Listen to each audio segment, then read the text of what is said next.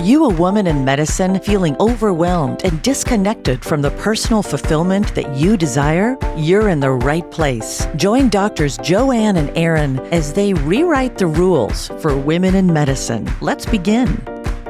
Welcome to this almost behind the scenes episode. I am with my super co-host, Dr. Aaron Hurley. And Aaron and I meet on a regular basis to talk because we're friends. And then we also review topics that we believe will be important to talk about in the podcast.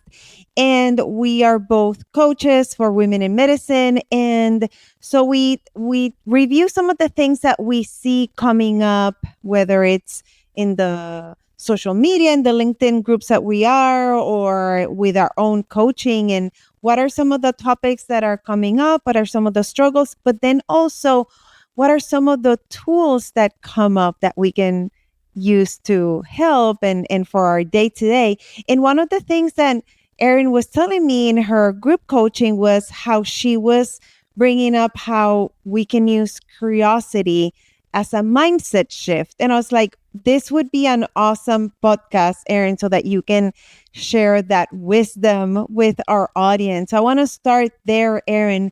Tell us what's your perspective and what do you mean with curiosity? Well, when we think of normal go-to thought processes or patterns that we're in, the first two that come to mind for me are judgment and assumption. Think of having a conversation that you've had recently and you already know the answer when you ask a question in your head. And sometimes that drives how oftentimes that drives how the conversation goes. Or we witness a circumstance and we're already judging. And because our mind has this negative bias, if we don't know the whole story, our brain's going to fill it in for us. And usually that story is going to be, it's probably about me, and the story is going to be negative. And that may have nothing to do with the truth. And oftentimes we are carrying around heavy baggage because of our own assumptions and judgment. And when we can replace assumption and judgment with curiosity, then the whole world opens up to possibilities. Somebody comes into the office and they race by you and they don't say hello. We could make up our mind and go, oh man, that thing I said to them yesterday must have really ticked them off. They're mad at me. When what really happened is they almost got into an accident at work. It delayed them and they're racing in because they're late and it has nothing to do with you. And they aren't even mad. They're just rushed and feeling out of sorts because their day didn't go as expected. And when we can have curiosity be our go-to instead of our automatic judgment and assumption, it can really lighten our load and be a much different way of managing through just day-to-day circumstances, or even in patient care, getting curious, what's going on with this patient instead of judgy. Why aren't they taking their medicine? Why aren't they following through? Why are they late to their appointments? And instead substituting for curiosity and figuring out what's really going on has been a powerful tool that I've found over the last several years, and has really taken a lot of practice to implement it, to get rid of those old, well-established habits of judgment and assumption. Wow, that's so powerful. What a beautiful reminder. And it goes back to what we always talk about here in terms of starting with awareness. And then with the awareness, then we can make better decisions and be more intentional, assuming that our brain will have that automatic, unfortunate, like you said, judgment and assumption. And sometimes it also, right, like I'm thinking about it as a psychiatrist, that sometimes that assumption will get us into a loop, into activating the parts of our brain that gets us into that almost the fight or flight response. I'm exaggerating, but we know that happens. Those pathways get activated versus curiosity, which activates the prefrontal cortex, which is the part of our brain that then will allow us to make better decisions and plan. And it's right, like that when we judge, it's tight, and when we're curious, we soften. That's how I think about it. And it's not just that mindset shift, but then almost that neurobiological shift. If we want to think about it in what the wiring that's going on in our brain, it's so cool because we can, like you said, we can pause and use this all the time. So I think having the word curiosity in our back pocket, it's so powerful. And tell us, like we were saying before, why is this particularly important for women in medicine? Several reasons. One is that when we invite curiosity to replace the judgment and assumptions, it challenges fixed ways of thinking. And if we're like, oh, every time I see this patient, this is what happens, we sometimes reinforce that. We recreate our own reality and the way we show up. And so we are writing the future path instead of allowing it to go potentially in a new and better direction. There's also this thing that I call emotional toll, and which can come like hooks or claws. And maybe I've shared this example before. I use it commonly with my coaching clients. If you are making assumptions and carrying negativity into a conversation or an interaction with somebody, and it may not even be, based in truth, I call these emotional hooks. And I picture them, if you're watching on YouTube, I've got like cat claws. My hands are in these claw legs, and think of these long, spiky claws coming out of this cat's paws, and they're digging into your back. And there's this cat hanging on your back, and it's really uncomfortable. And those claws are digging in, and you want to shift and move and get away from that pain and discomfort. And when we have emotional hooks that come from things that may not even be true, you are you are inviting heavy emotional toll that may not need to happen. And when we can challenge what our assumption is, for example, I had a recent interaction with somebody. There was something that happened at their work during the pandemic, really chaotic times. Offices were doing their best. Healthcare providers were doing their best. It was a really challenging time. Something happened at that time, and the action that happened made this individual think, I'm not appreciated. And that individual has carried the emotional hooks from that thought, I'm not appreciated, for 5 years. Every day they show up at work, that feeling, I'm not appreciated. And there was a series of events that allowed this person to get feedback from the very individuals that they didn't think was appreciating him, and found out, I am appreciated.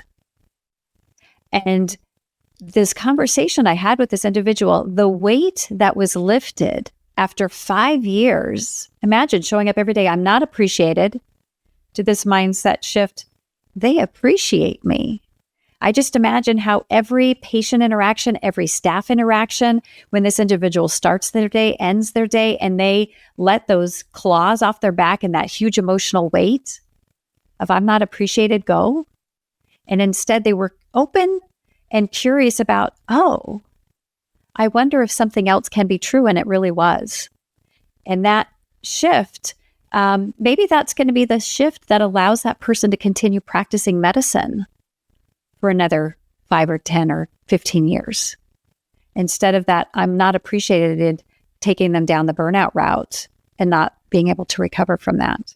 Wow, that's so powerful. It's incredible the things that our brain does, right? And when we hold on to things like that, and we don't have to be a negative person perseverating in bad things for our brain to do that for us, because when it's so charged emotionally, it gets stored in a different part of our brain, and then we keep on reliving it. So we keep on rewiring it. And it's so sad, and how neat to have opportunities to use curiosity to challenge those thoughts and come up with alternatives. You don't even have to make that belief go away, but even if you just use curiosity to challenge that previous belief, and kind of disarms that inner critic that we have. And I like to think about it because it's something, it's not coincidental that this week in my group coaching, it was something that we were talking about self-compassion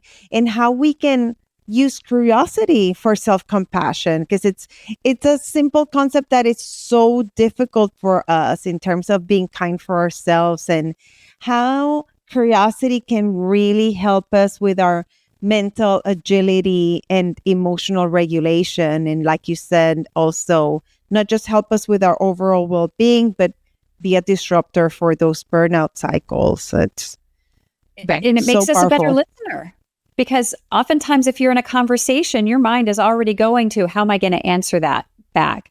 What are you coming up with your conclusion, with your own assumptions? And if you are practicing being open to, I wonder where this person's going with this. I wonder where I'm going to end up at the end of what they have to share with me, instead of already coming back and being okay with the pause. Let me ponder what they just said, and not going to an automatic, which again tends to be the judgment and assumption. Can you be a fully present listener and just listen to what that other person has to say, and be open to what possibilities are, and even verifying, this is what I heard you say. Did I get that right? Is this what you mean? And they might say, oh, that had nothing to do with my perspective. Let me correct that. And when we can be a better listener, as some people say, we have 2 ears and 1 mouth. And so if we can pay twice as much attention to our listening instead of speaking, our whole world may change. So true. I love that. Ask better questions. And you already shared a few tools, but how can we generate more curiosity and have it be something that's more accessible to us? One way is having a group of open-ended questions in your pocket that you practice using frequently. Oftentimes, the questions that I share with my coaching clients to dig into this more is super simple. One is, I wonder. You can ask yourself this. I wonder what happened to make this patient late to their appointment today. I wonder what went on in their life to make it so difficult for them to be compliant with their medications. I wonder what's going on behind the scenes that my teenager child is not talking to me about, that might be getting in their way to even follow through with their chores. So that's a common question that I encourage my clients to ask themselves. I wonder. And that automatically for me generates that curious tone, and also helps us put a more trauma-informed lens on things. I've been prepping this week for a trauma-informed care lecture I'm giving to some PA students next week. And it just is that reminder of, even going to the ACEs, Adverse Childhood Experiences study, which says, something that happened to that person in their childhood, which was decades ago, may be affecting how they show up, maybe affecting triggers that they have in their lives. So we are complicated human beings. And when we better understand that, it helps us be more prepared to interact with other complex humans. So number one question, I wonder. Number two is the question, help me understand. Help me understand your perspective on this. Help me understand what your thoughts are. Help me understand what you mean by that. So help me understand so that they can paint a more clear picture for you and fill in some of the gaps so you don't have to make that assumption yourself. A third question that you can ask, or a prompt, is, tell me more. Tell me more about that. And another piece, two other parts that you can do yourself is, when you are coming up with your own assumptions or filling in the blank when you don't know. And you can ask yourself, is that really true? Is that person really mad at me? Do I know that to be true? And when we can pour into ourselves and really get to a place where we can pause before we react. And for me, one of the two huge things that help me do that is my meditation practice that I've put in somewhere over 2,000 meditations over the last, 6 or 7 years, and then getting better sleep allows me to pause, not do those judgments, not do those assumptions. And sometimes when I was a supervising physician as a medical director, I had to pause for days until I found the right time and place to address something with a staff member. And I might find that what I would have assumed was completely inaccurate. And so asking myself, Do I know this to be true? Can I seek to clarity to make sure that I know what the truth is? And then that helps fill in the blanks to challenge myself and do those pauses. And the last is, if this is really uncomfortable or not your norm, it just means we need to practice it more. Write those questions down if you're not driving. I wonder, help me understand, and tell me more. And if you find it hard to do the pause, then what are the practices you can put into place? Maybe you need to exercise more. Maybe you need better nutrition. Maybe it's more meditation or sleep. Maybe you need somebody to support you in that, a therapist or a coach. Because if you're not able to get to a place where you can get to the curiosity, then ask what's going on with myself that can help me do that better, because it will relieve a lot of emotional drains that might not be necessary in your life.